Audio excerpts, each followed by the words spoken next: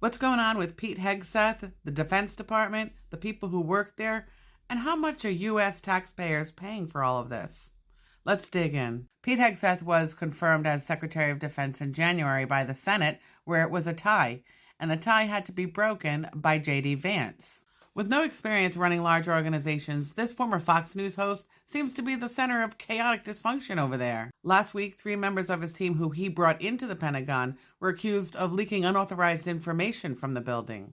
And a 4th member, John Alliott, who was his top spokesman, just left. He wrote an opinion essay in Politico this Sunday, accusing Hegseth of disloyalty and incompetence, further sharing how much disarray the entire building is under Hegseth's leadership. How's the atmosphere in the office? Screaming matches daily among aides, distrust among thousands of military and civilian employees in the building, and now DOGE has a target goal of cutting 200,000 jobs from the Pentagon of the 750,000 jobs that are currently there. Then, of course, we have the reports that have come out about Hegseth disclosing classified information using the Signal chat app with people who have absolutely no business having that information. Some people in Congress are already calling for him to resign, and we're only 3 months in. Concerns are also rising about Hegseth's drinking. What did Caroline Leavitt say about all of this? I'll quote, "This is what happens when the entire Pentagon is working against you and working against the monumental change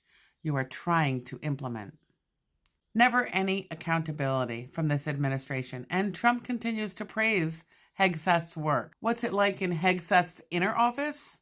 Well, the New York Times reports that it's chaotic and inefficient, according to current and former defense officials. Joe Casper, who Hegseth handpicked as his chief of staff, he oversees all the meetings, and a lot of reports are coming out, particularly in the New York Times and other sources, where staff members are sharing what's going on during these meetings. What's getting accomplished during these meetings that Casper is overseeing? Not much. It's being reported that Casper likes to go off on tangents and share personal stories of things he does at night.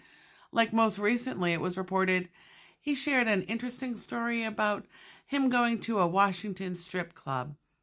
And that's the meeting. I mean, it doesn't sound like U.S. Department of Defense agenda or business. What does Hegseth have his team work on? Well, according to the New York Times, his team is working on combing through social media posts and various pieces of writing of the staff members and officials to ensure their loyalty to Mr. Trump and his movement. He will not stand for any disloyalty to the movement. These are the kind of things us taxpayers are paying them to do. 3 civilian Pentagon officials have come out and said that their bosses asked them to provide their resumes to them to prove their patriotism to Hegseth's office.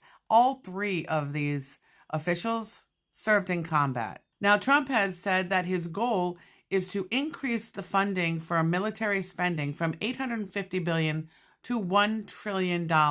And with DOGE's goal of cutting 200,000 jobs of the 750,000 jobs in the Pentagon workforce, that seems to be a lot of extra money the military has to spend.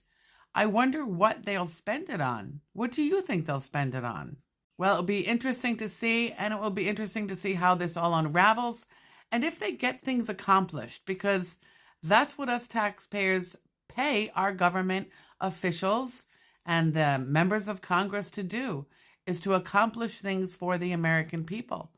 So we'll see what happens. I'll keep you updated, of course. Please like, follow, and share so that I can continue to provide you with content, and I appreciate you being here.